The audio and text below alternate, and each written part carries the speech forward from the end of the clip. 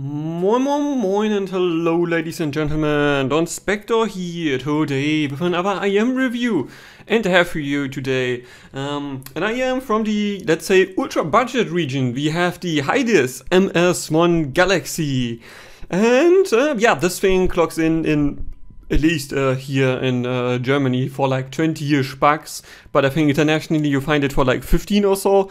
So yeah, we are here in regions where, for instance, we also had the EW100 and a few other ones, and so yeah, today let's see what this thing actually can or can't do.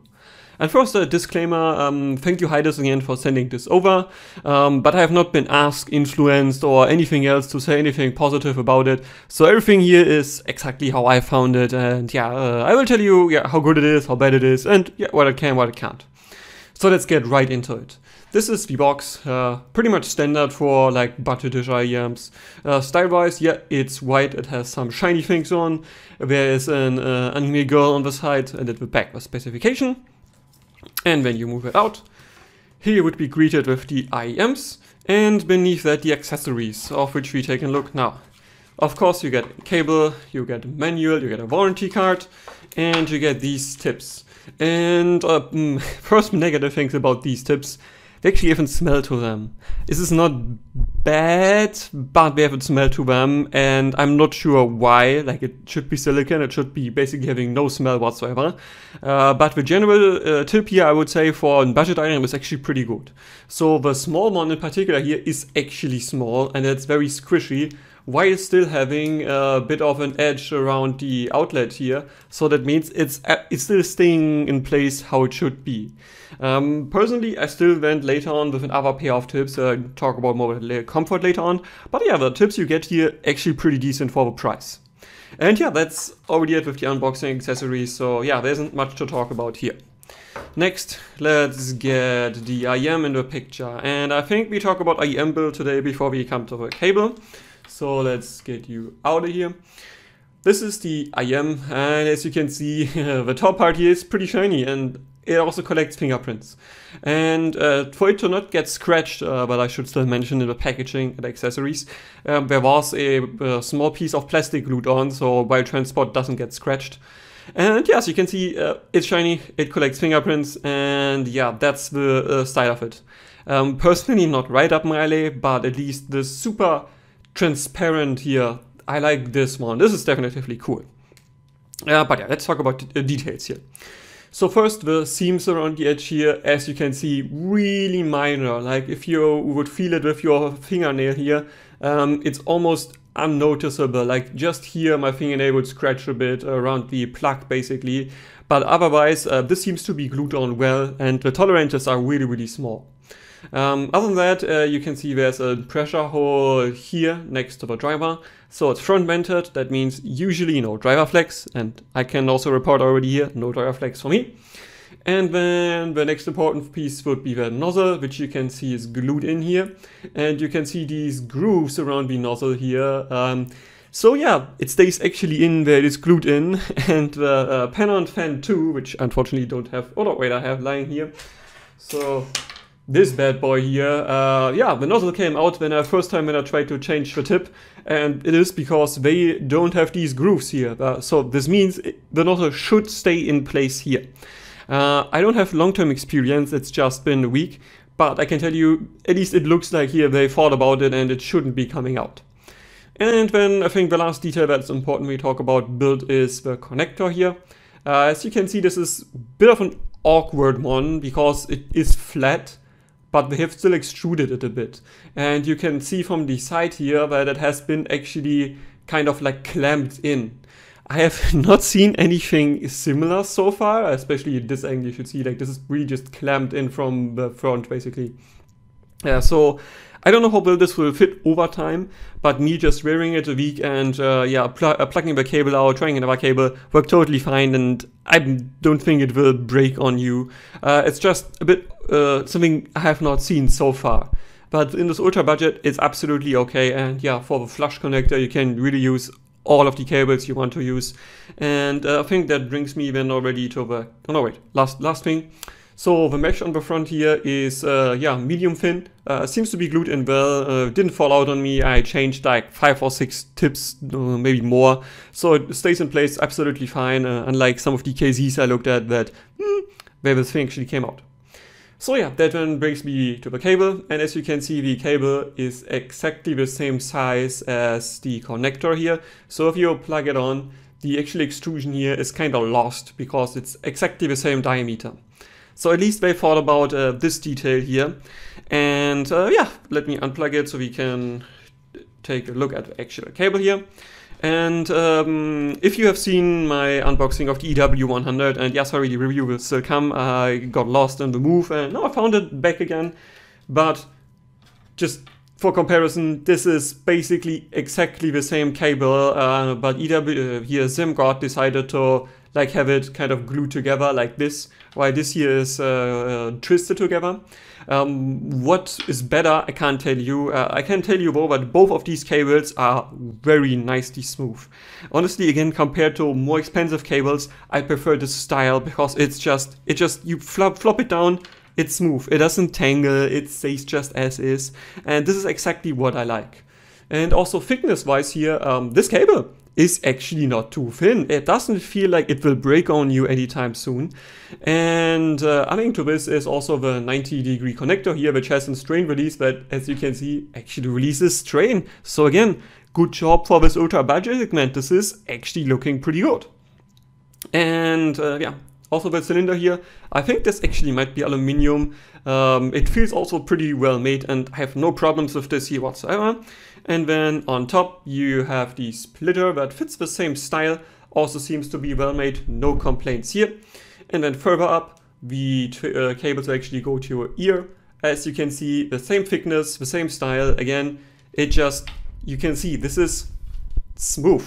Just again, this is overall pretty well done. And then here you have the microphone. I choose the one with mic, and also has a button so you can, I think, take and call or play and pause music.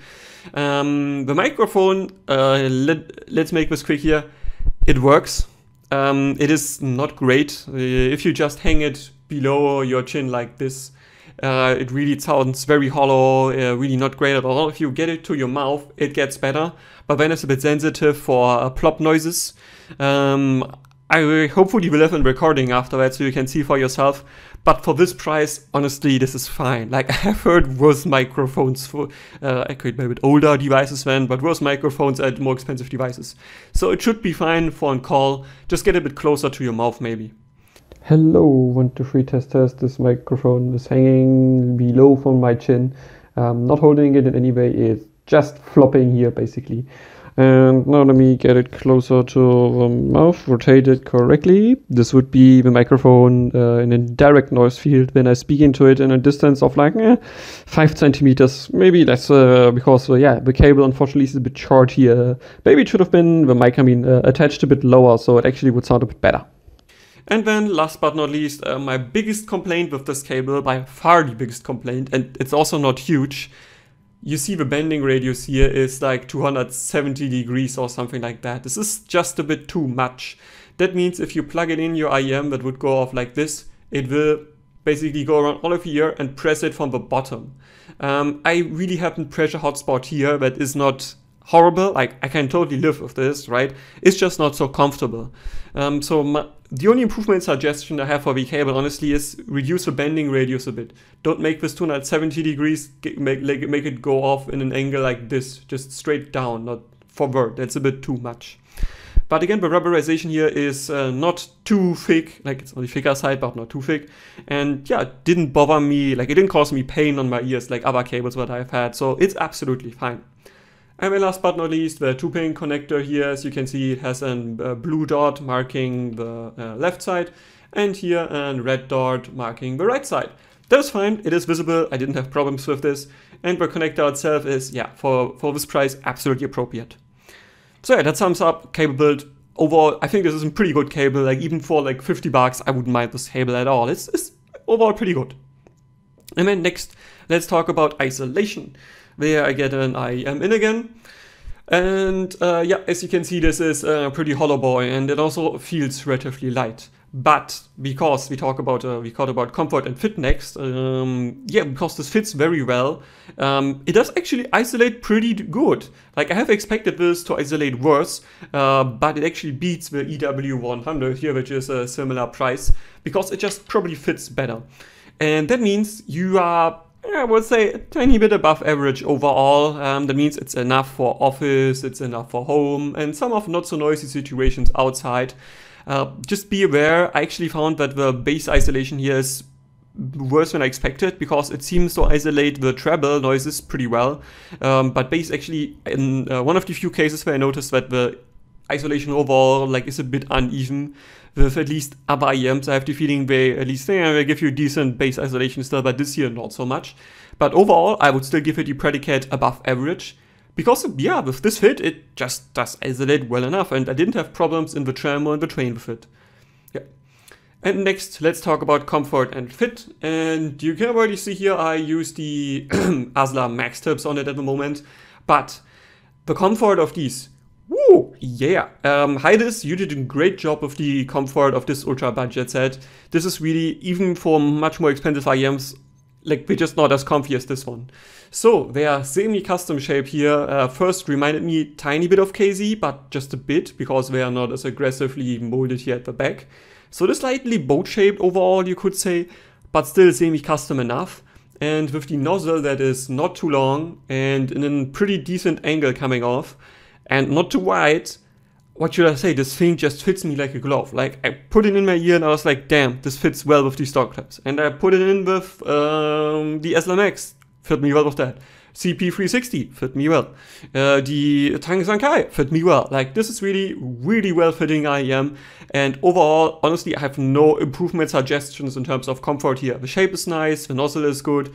Again, if you have really small ear canal, you could maybe have problems with the nozzle thickness. But I did absolutely not, especially because just the lip here, let me get a bit closer, just the lip is a bit thicker and behind that it's not. So overall, really well fitting IEM and zero problems in terms of comfort. Next, drivability. Yeah, similar to the SimGod EW100, the MS Galaxy clocks in at 32 ohms. But the EW100 having 122 decibels of efficiency, this one has only 32 decibels. 108 decibels, sorry. So that means on paper it's a bit less efficient, but still more than efficient enough. And yeah, in reality, I can tell you, this is super easy to drive. Like, you just plug it in your Apple dongle, you are fine. You plug it in your laptop, it's fine. You plug it into your computer, it's fine. Of course, your computer might have a bit too much noise, but the Apple dongle, absolutely okay. And upping the power a lot. That means, like, I went to my desktop setup. I had the feeling it gave me a tiny bit better controlled bass staging again, but it's really minor things. And you really don't need to worry about it. I gave it like 85 to 90% in terms of how well it is on your random ass dongle. So really just use this with the Apple dongle and you're absolutely okay. Next, let's talk about general sound characteristics. So yeah, my measurements here have been done with the IEC SM11 coupler. And if you look at your graph now, yeah, there's no hiding this. This is V-shaped. It's definitely more V-shaped than other IEMs I've looked at in the last time. So yeah, let's go into detail here. Let's first start with treble extension. And according to the graph, there's a peak at like 14K. That is similar, but a bit lower pronounced than on the EW100. And this only is shown on my coupler. And again, because it's the IEC SM11 coupler, isn't that accurate past 10K. So to my ear, there isn't much detail after 10K. Granted, you still get a decent overall tonality, and upper treble is not, I want to say, it's not completely muted like on other IEMs. But there's not much left after that, which is also okay at this price. Like, it shouldn't extend to like, I don't know, 20K, doesn't need to. It isn't budget IEM. But it's not too blunted. That's what I noted in most of my songs. The SimGod EW100 definitively came off as a bit more blunted overall. But now we come to the big but. You can see on the graph there's a huge spike at 8K, which fortunately to my ear canal is at 7K. That means it's not even 9K, but I think it's a bit worse than 7K. But yeah, this only gets pushed a bit below that. So that means there's no sibilance to my ear, S and F are not spicy, and that also means with the peak at 5K, I think it's still working. Like, it's definitely spicy treble, you would say overall, like definitely treble forward, but generally this worked for me. And this is, I think, also slightly spoiler for the verdict. If you have tried other IEMs that have an 8K peak on the coupler and they have an 8K peak for you, I think this could be the biggest deal breaker for you, because if you get this 8K peak, it will be absolutely sibilant and not pleasant. But me personally, I did not have that, and I generally, like, I didn't dislike the treble here overall. It is definitely treble forward. I think even compared to something like the Shure S12, this still comes off as a bit more, but it's still decent or reasonably defined, and it didn't strike me as metallic overall or something like that. Just, yeah, it's V-shaped, but V-shaped in an, I would say, good way overall. And yeah, then go away to lower treble. Yeah, the bright trends continues from like 3.5 to 5K. Definitely more energy at 5K than the EW100. So again, if you're sensitive to 5K, this could be a bit too much. But again, because you have the 7K peak, this definitely overshadows 5K for me. And unlike other IEMs that didn't have like 7K peak or a lighter 9K peak where I get some glare at 5K, not the case here. Generally, mid to lower treble also struck me as bright, forward, but sparkly, lively, without coming off as too spicy. And that brings me to the mids. Yeah, I mean, is V-shaped. Yeah, so the mids definitely not the star of the show here. They're definitely warm. Yeah, there's a decent amount of energy in the lower mids here. That means if you have growls or any other lower pitched mid noises, they come off as pretty forward. Bass guitars also the same thing. But interestingly, for it to be this V-shaped, the vocals are not completely lost. That means, yeah, other IEMs where I had the Tangsu Neza last time that was super warm, not worked at all, like just tonality-wise off. This here, not so much. The vocals are still, have decent tonality to them. They have a decent body. They're a bit pushed back, yes, but tonality and body still fit me. And so I also didn't have any problems with this for the mids overall. Yeah, it's V-shaped, but really decently V-shaped. And then we come to bass.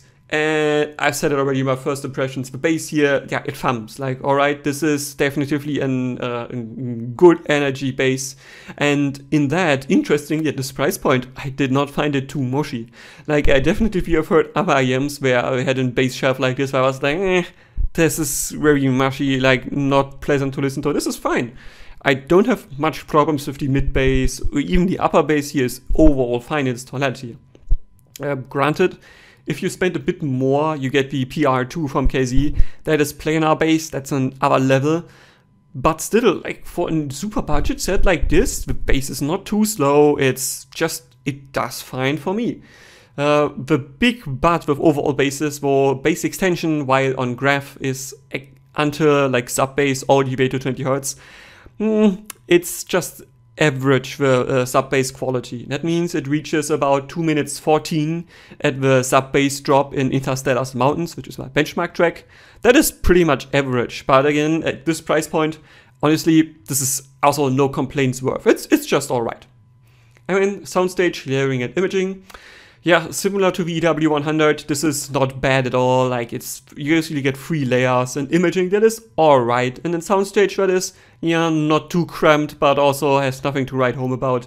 So something like the PR2 at like double the price definitely would be better, or the cadenza. But again, at this price point of like 20 bucks, it's not too cramped. Like, also don't have any complaints at this. And then separation, dynamics, and coherence. I think coherence and timbre is probably the first thing we need to talk about. This is, according to Graph, let me throw it on quickly, is pretty damn bright. So I expected this to first come off as more metallic. Actually doesn't. It is more plasticky or more woody to me, to my ear. Actually, I think I stay with more plasticky than woody in terms of timbre, which is really interesting for an IEM that is this bright. But it's not too bad in this regard, and yeah, I think part of it could be due to the lack of extension past 10K, but overall it's absolutely fine in terms of the timbre and coherence also. Like, this is a single DD IEM, right? It's coherent. Like, there's nothing I can complain about here. Dynamics though aren't that great. Honestly, the EW100 here did a better job in terms of macro and micro dynamics, but still, this is absolutely fine at this price point. Like, same as separation, like, it just separates well enough, and that directly brings me to a verdict. While I think the EW100 at in similar price generally has some better tuning, this one being reshaped without getting in this full absolute obnoxious reshaped still does a good job in it. And I think most genres like metal, classic rock, pop, hip-hop, R&B, whatever, even some jazz, absolutely no problem for the super budget IEM, like absolutely none. And granted, as I said, like, if you have problems with 8K, if you know that couplers that show 8K will give you 8K, I think this could be a bit of a problem for you, because then it will be really sibilant. But because it got pushed to 7K for me, I didn't have much complaints at all at this price point. Like, overall, I think this is a pretty good super budget offering, especially because it's super comfortable to wear and they actually include the tips and the cable are good. So I will give it an almost recommendation, because this big peak at 8K still worries me, and I can not with good confidence go out and say this is absolutely recommended with super budget. If you're doing second revision Hidizs, I would recommend lower the 8K peak on the coupler, bring it down by at least 4 decibels. Like, better would be 5 to 6 decibels, so it's kind of on the same level as the peak at 5K, because that means even if you are sensitive to 8K, it should be fine overall if you get the 8K, because now it's just a bit much. But under the premise that you don't have an 8K peak, honestly, this would be recommended. Like, for this price, I don't have any criticism at any point here. So yeah, that's it. Hope you enjoyed it. If you have questions, if you have recommendations, if you have criticisms about my reviews, please leave a comment. And with this, Don Spector out.